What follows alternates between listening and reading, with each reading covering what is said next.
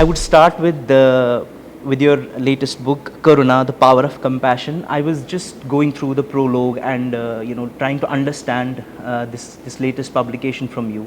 I understand you have decades of work behind you, and you are one of the tallest leaders in this field.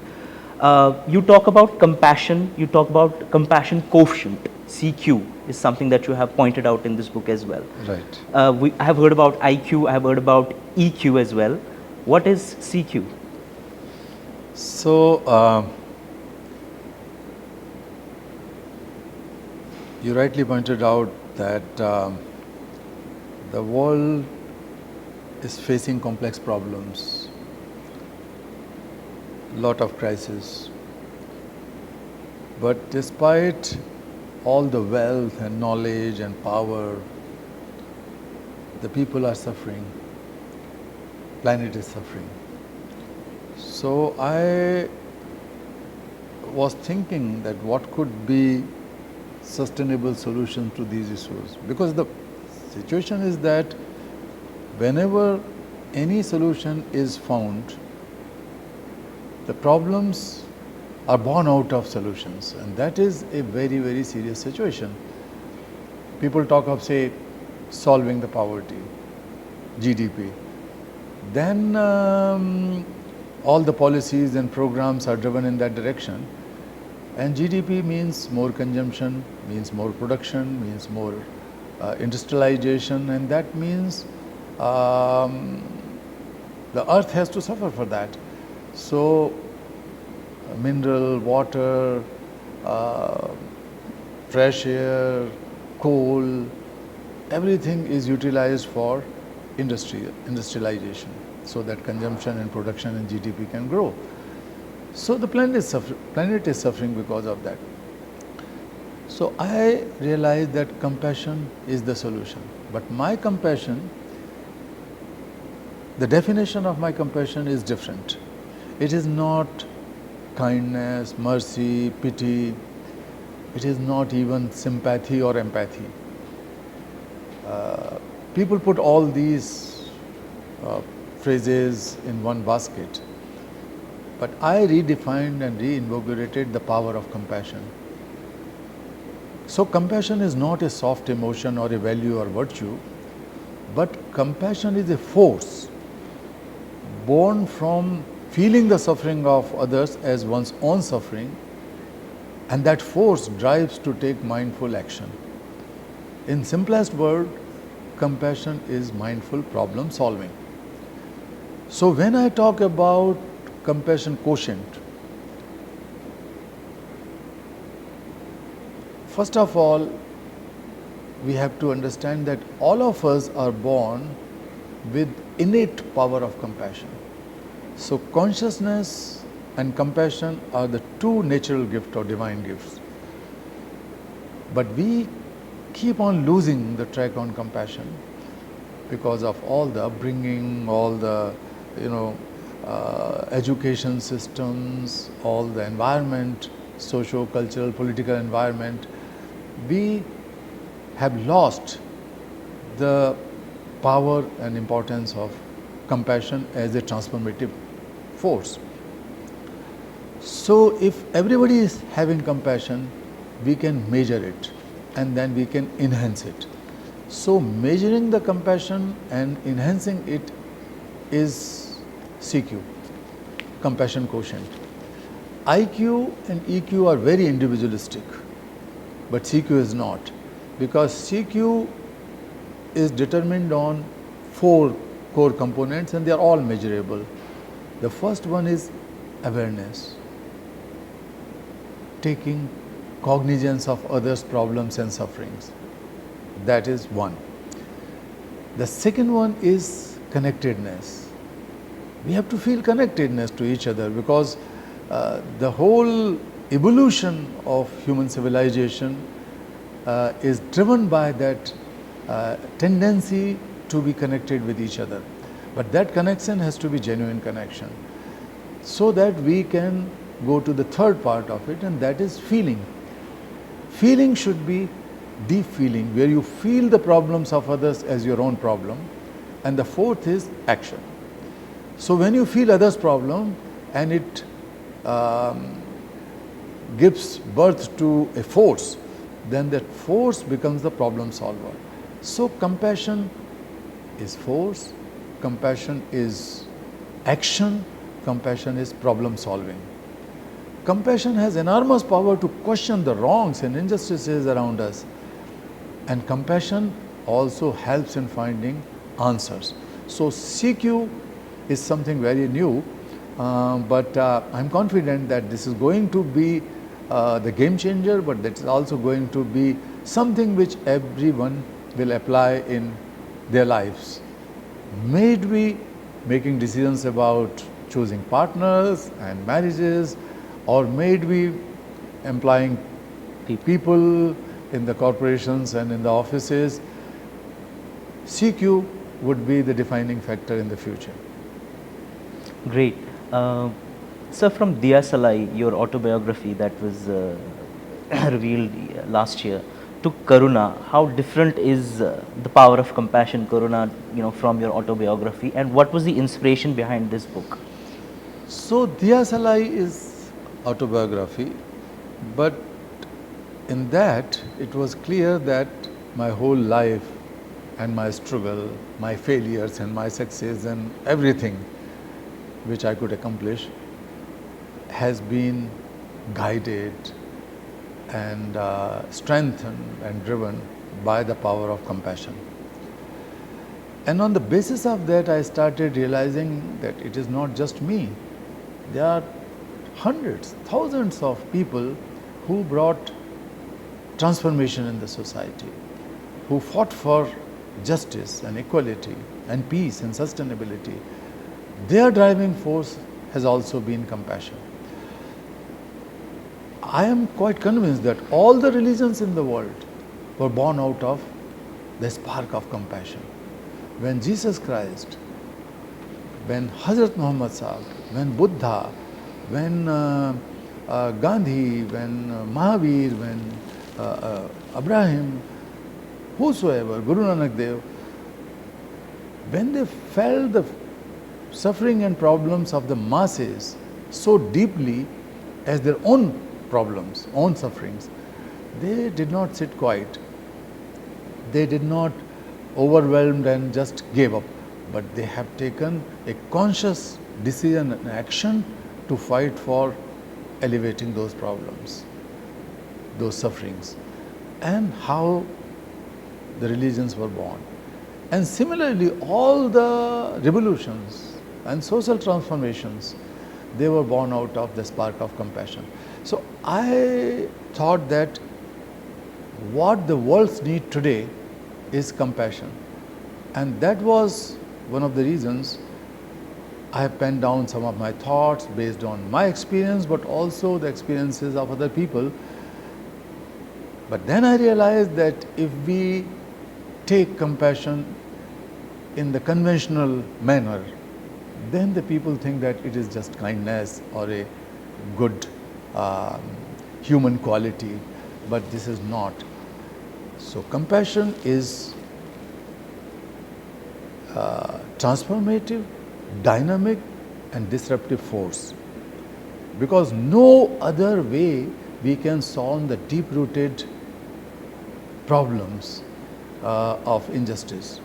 It could be the gender discrimination, it could be the racial discrimination, it could be the hatred and violence in the minds and in the society that is growing and systematically being spread globally.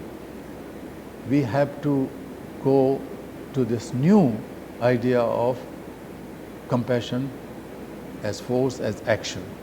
So this book defines all these details, and I also feel that there is a need of self-compassion also. Self-compassion will help us in many manners, because today's world has 1 out of 6 people having depression, isolation, uh, different kind of mental stresses, and loneliness, primarily loneliness that leads to several other issues. So self-compassion will help in finding out the best friend inside everyone, and that best friend will help not to be dwelled or not to be overwhelmed with a sense of self-glory or self-criticism or self-worthlessness. So it will unbiasedly and objectively help in showing us the mirror so that we can learn about ourselves and we can improvise every day, every minute. And then comes to the kin compassion. So today when the family values are diminishing and the families are breaking, people live in this kind of aggressive competitiveness and competitions even in the families. So it will help in bringing together the values of familyhood, that is the kin compassion, and the social compassion. So in all walks of life, may it be judiciary or police, may it be politics or governance, may it be education and academia, as well as in health sector, everywhere, in all the organizations and institutions, we need the higher CQ, higher level of compassion, and that will help in creating a compassionate society and compassionate community. And finally, the fourth aspect of compassion is transformative compassion. As I said before, that there are very serious structural, systematic sufferings and injustices, and they can be solved only when we feel connected with those problems and those sufferers, and then with that force of compassion we take action. Great. So you speak so strongly about compassion. You talk about having a compassionate society, a compassionate family. Yet we see in today's world how globalization is changing. How things are changing every other day. We see countries trying to, larger countries, more powerful countries, trying to bully, if I may use the word, the other countries. For example, what we see how the geopolitics, the scenario is right now. In this world where children are living in this environment, they are growing seeing this. Do you think it would impact their understanding of compassion? Do you think it would also impact their behavior if they see global leaders who once were considered, the epitome of, if I may say, the epitome of compassion, or giving other person the chance? Do you see something like that is not happening right now, it impacting children's behavior as well? I don't think that the young generation today see those leaders as the epitome of compassion or goodness or honesty. Over the years, right, over the decades, these values and virtues have shrinked, or there is a serious deficit in those things. But in both ways, we see a lot of optimism. One is that there are good leaders in faith institutions, good leaders in politics, good leaders in all walks of life. Very few, but they are there. But their voices are not so loud. As we say that evil runs very fast and evil speaks loudest. On the other hand, goodness walks slowly, and goodness has does not have that louder voice, so that is sometimes silenced. So in this case, we have to find those leaders in all walks of life, all societal situations. But on the other hand, young people, you are right, Nisharji, that is it not shameful that 473 million, I say more than 47 crore children are living in war-prone areas where the violence, conflict, insurgencies are taking place. They are not responsible for any war. They are not responsible for any kind of this violence, but they are the worst sufferers. Young children, 47 crore globally. What is the fault of those children who are being killed in Gaza, innocent children? Sometimes they die out of hunger. Food is there, but the food trucks are stopped at a distance. What is their fault? That they are injured, they are sick, and their medicines don't reach to them. It is stopped by those people. So children must not pay the price of what the adults do. Adults have to go for more compassionate diplomacy and compassionate dialogue. That is the need of the hour. So, say 138 million, more than 13 crore children are languishing in child labor and modern day slavery. Some of them are sold and bought like animals, or sometimes even lesser prices than the animals. Whose fault is this? This is our fault. And whose children are these? These are all our children.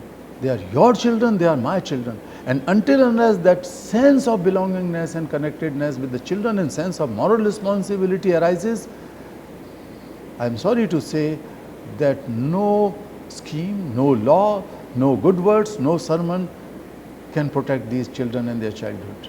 And that's why we have to globalize compassion. We have globalized markets, economies, data, we have globalized information, even we have globalized extremism, and that is growing very fast, communalism, all kind of things, global warming. But this is the time to globalize compassion. And if India, if the Indians cannot take the lead, take the initiative in globalization of compassion, who have such a great history and legacy, who else will do? So we have to go for globalization of compassion. So Satyarthi movement for global compassion, as we're speaking about compassion, can you throw some light on the work that it does and how different it is from your previous initiatives, previous successful initiatives? How different is this, and how do you see it working for the next, let's say, 1 decade? So, well, the roots and foundation of this new initiative or new movement, Satyarthi movement for global compassion, are my previous movements and campaigns and organizations, and of course learning what I have learned in that. But in all those efforts, I have realized that we have to deepen and expand the solution-oriented, sustainable solution-oriented approach. And children's issues cannot be solved in isolation.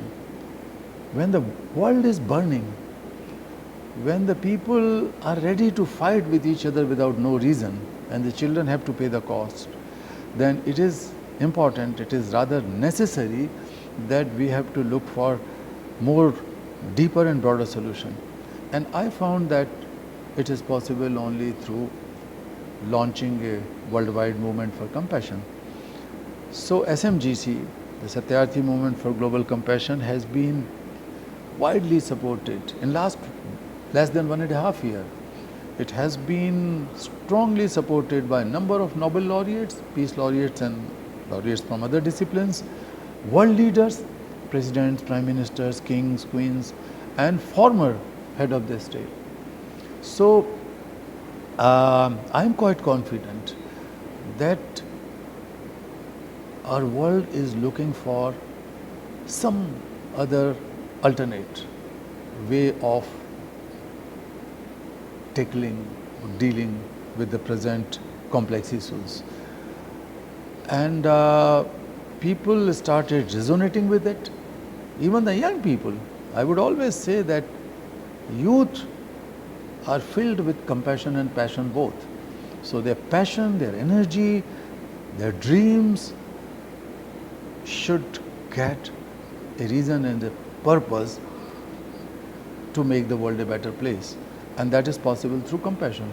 So in universities and colleges and other places, wherever I spoke about my definition of compassion as selfless, mindful problem solving.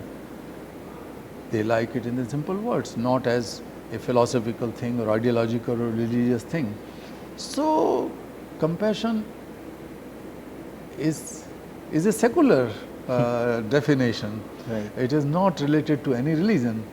As I say, that religious leaders and the faith institutions perhaps think that they are preaching compassion, but that compassion remains hollow if they do not understand that their mother, their seed, their first spark is compassion. They are born out of compassion and they should live compassion rather than they preach compassion. So, preaching is not going to solve any problem until unless we live it in our life. We are not able to be compassionate. So, compassion is not preaching, not teaching. I am not a preacher or teacher of compassion. I had made a way of life, and that's why, with utmost humility, I would say that everybody has that power of compassion, and we can remove the layers which have been put on it, and then we can definitely be a good human being and a good world. Wonderful, sir. I was recently speaking to Sunita Krishnanji, yet another tall leader in the field of anti-human trafficking, and she portrayed a very scary situation in India when I asked her how whether technology had made it easier, to track people, to track these who are in human trafficking. But what she told me that the situation in the last few years has become more severe, and more children, like, they even don't know that who exactly is trying to traffic them. It's because it's an unseen enemy out there in the digital world. Do you see something similar happening, or how do you see the problem of human trafficking evolving in India? Well, I have big respect for my younger sister Sunita Krishnanji, and she is one of the bravest fighter against human slavery and trafficking of girls in particular. So I agree with her that this is a situation, and trafficking is not a simple ordinary crime. This is an organized crime. Exactly. And there are many forces involved in it, because human trafficking is one of the most lucrative illicit trade in the world. So that is a global situation. And now it is cross-border. It is not just terrorism and other things are cross-border, but trafficking is the cross-border, and technology made it easier and comfortable and hidden, invisible. So the invisible hands are taking away young girls and young boys from the laps of their parents, and somehow they were taken to a situation where they cannot come back perhaps. So a lot of work has to be done in prevention. Lot of work is needed in India also for the prosecution and conviction of those people, and technology has to be used for it widely. We are very fast growing technology, and this place Hyderabad is the hub of technology. Technology and advancement in technology. So it is important that technology should be the savior for such children and such women and such people who are victims of human slavery and trafficking. It should not just remain in the hands of few people to earn more and more money and accumulate wealth using technology as a tool, but that could be a powerful tool when it is in the hands of those who believe in the freedom, dignity and justice of children especially, but all vulnerable sections of society. Right, sir. So I would also take the opportunity to speak about this recent controversy around Nobel Prize. how we see the world's most powerful person repeatedly demanding that he should be given a Nobel Peace Prize for all the wars that he has stopped. How do you see this? Do you see that it somehow sort of diminishes the prestige of the prize, the coveted prize? I mean, you This being is one of the laureates. this is a funny situation, but I tell you one thing. In last few weeks, many people started knowing me and respecting me when they learned that, oh, there's an Indian, he's a Nobel Peace Laureate. People understood the value of Nobel Peace Prize bigger than being the President of United States of America. Otherwise, why he is after the prize? So it is good for me and good for many other Nobel laureates. So ordinary people understood the value of it. But everybody can do good work and get the prize. But prize should not be the end goal. When I received the prize, people asked me the question that now you have become the celebrity, you have become the first Indian-born Indian to get the Peace Prize and so on and so forth. But I said that this is just a comma in my life. This is not going to make an exclusive person, or a celebrity, khas aadmi, no. It is a comma in my life, so I will keep on working and fighting for my cause. I would wish that President Trump can get the Nobel Prize, but it requires other approach.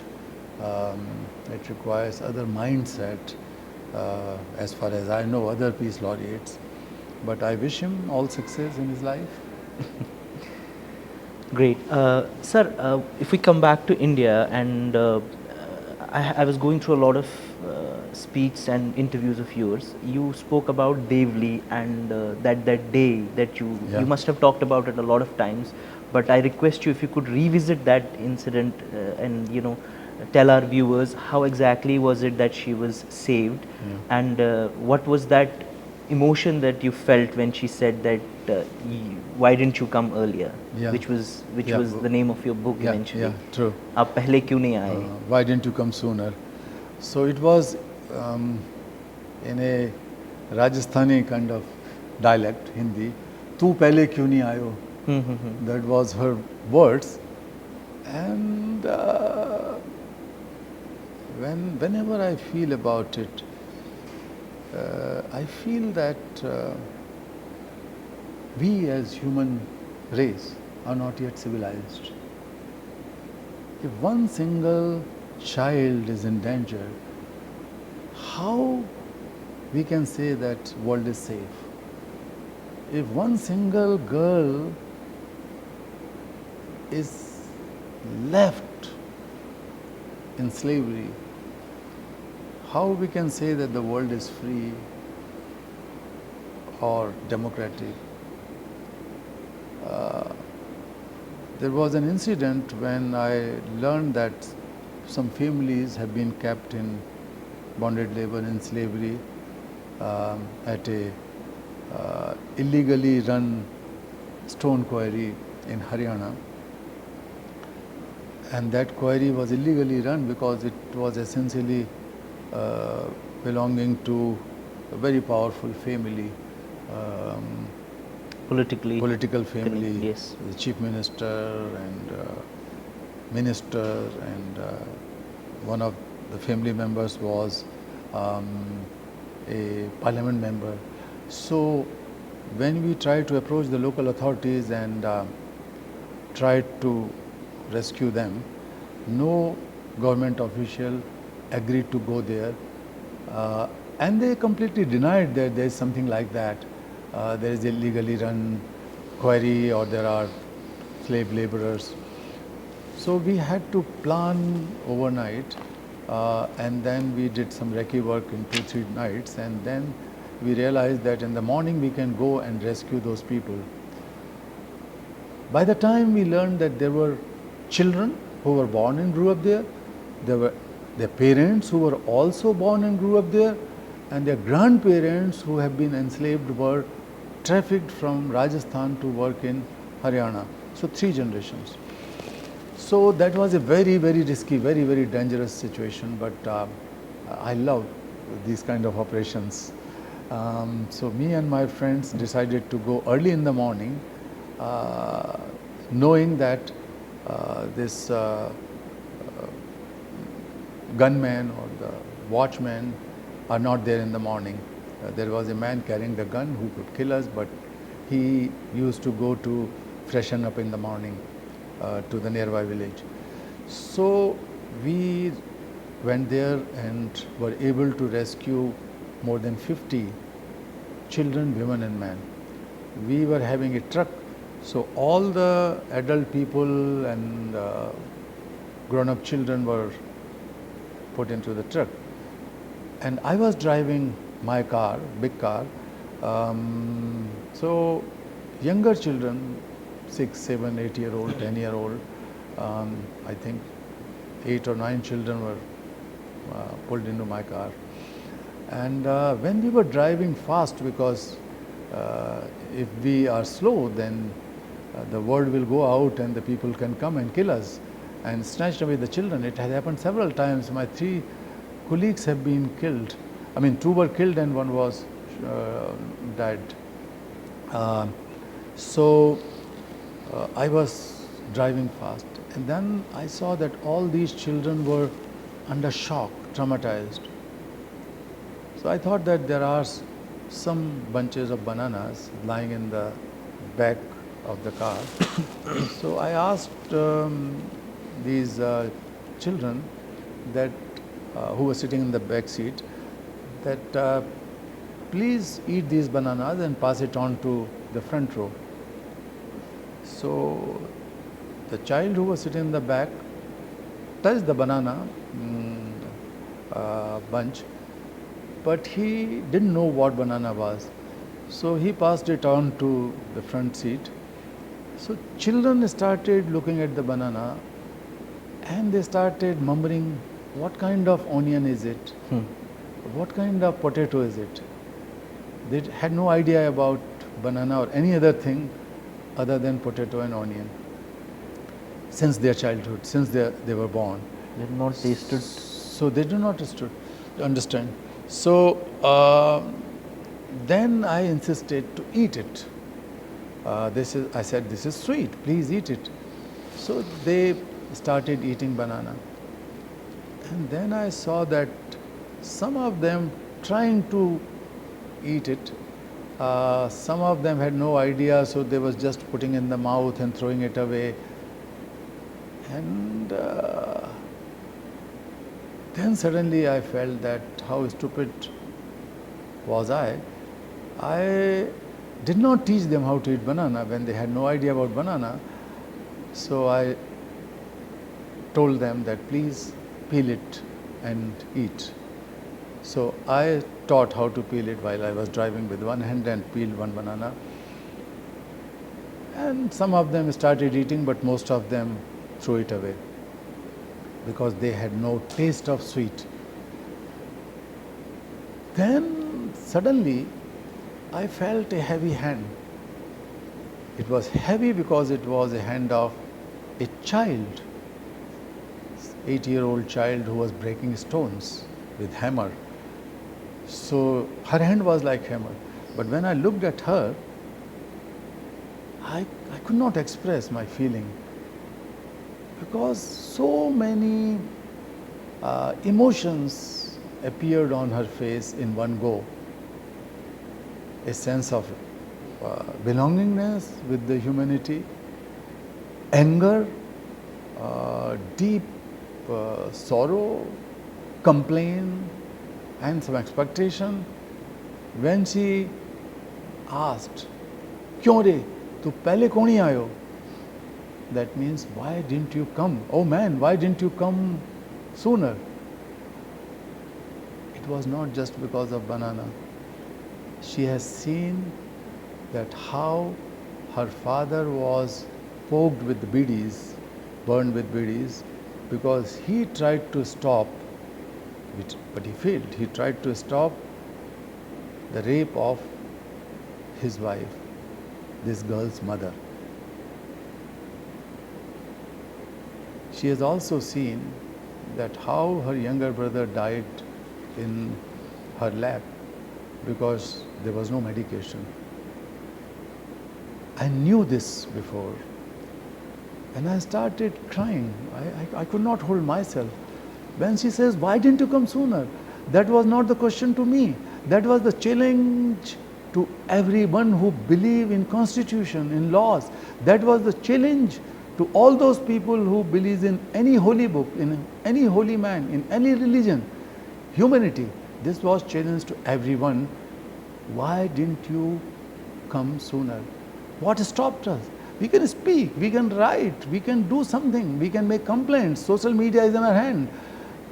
But what we need is connectedness, awareness, feeling and action.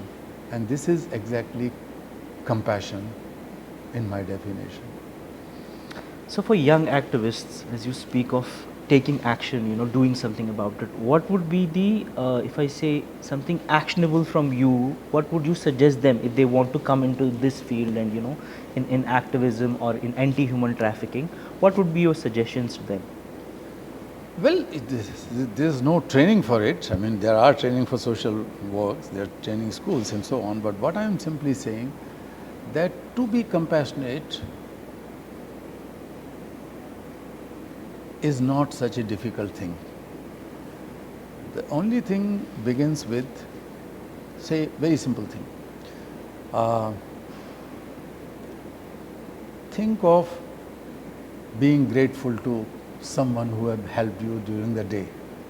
It can begin with your parents, it could begin with your teacher, your friends, your siblings, whosoever, your neighbor, relatives. Even if we are sitting in a room, then we have to be grateful to all those workers, the laborers, the electrician, plumber, woodman, craftsman, those who have made this room or this house. We have to be grateful to all those who produce food so that we can survive, those who stitch our clothes which we are wearing. So, gratitude. Let us begin with developing the sense of gratitude. And that gratitude should lead to a sense of moral responsibility, that if we are grateful to our people who are surrounding us in our office, it could be our boss, it could be our junior, subordinate, we should be grateful to them also, because if I am sitting on a chair, if I am sitting in any position, it's not because of me alone, it is because of so many invisible, unknown people who are responsible for bringing me over here. So then we have to be thankful and we have to express our gratitude, and that will help in deepening and broadening our area of moral responsibility to others. And then we will feel that we have to take some action. Not words are not enough. So we should take some action. So in our surroundings, if we start feeling that we have some responsibility to others, we will become much more genuine activists than many of those who choose activism as career. Activism is to go to politics or to grab power eventually. I think a good activist is also a good human being, and every good human being is an activist. So how did you stop yourself from all these thoughts? Did you ever think that politics could be the next step? Or No, I understand, because we have such leaders in India, we have examples like that. I'm not saying that that is bad, but did something like this come in your mind as well ever? Yes, of course. I would say that none of us is free from politics. Either we are in active politics or in passive politics. I am in active politics. My active politics is not for the next election or for a position or power. My politics is for the next generations and all generations to come. I wanted to see that all generations, because what is the purpose of politics? Politics purpose is to serve the people, to do welfare for them, to ensure justice for them. That is the politics. That has lost the meaning, unfortunately. Politics means power hungriness, power grabbing, and so on. But my politics is simple, that we have to work for children and their children and their children, so that when we leave this world, we will leave with a sense that whatever we have done, I have made a little bit better this world. Wonderful. While we come to the conclusion of this interview, I also wanted to ask, from your early childhood, from the days of you witnessing that cobbler's son, your first experience of inequality or injustice, if I may say, to Nobel laureate, and then all the way till now, has Kailash Satyarthi achieved what he wanted to? Not yet. I never wanted to achieve anything for me. Even for others, like. So that is not achieved actually, and it's an ongoing struggle, ongoing fight. Some people agree, some people disagree, some people ignore, some people oppose, but the fight is on, the struggle is on. Of course, the very first day of my schooling was eye-opener for me when I saw a cobbler boy my age sitting right outside the school gate. And I felt bad or disappointed, and asked this to my teacher, my mother, other people. Everybody tried to convince me and told that it is not uncommon. The poor children have to help the families. But every day I was watching that child under the open sky, sometimes alone, sometimes with his father. So one day I gathered all my courage and stopped and asked it to both of them. The boy was shy. I was 5.5 years old, and the boy was my age, maybe 6 or so. So his father stood up with folded hands and he said, "Babuji, I never thought about it. मैंने तो कभी सोचा नहीं. My parents, grandparents, and I started working since we were children, and so is my son," he said. And then he took a pause and said, with utter miserability, hopelessness, helplessness, he said, "Babuji, you guys are born to go to school, but we are born to go to work." And it was such a shock, it was such a painful answer of him, but it was a very, very challenging question for me for rest of my life. And then I realized that something is wrong in the society.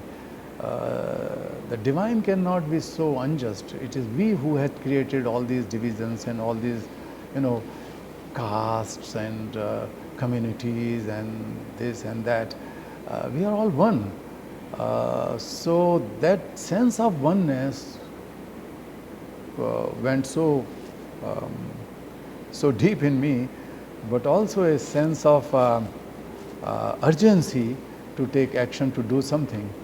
So that is still on, and that is the reason I have expanded my horizon of interventions and actions and advocacy, and launched this new Satyarthi movement for global compassion. Great, sir. We wish you all the very best for this and for your future endeavors. Thank you very much for speaking to ETV Bharat. Best of luck. My sir. pleasure. Thank you.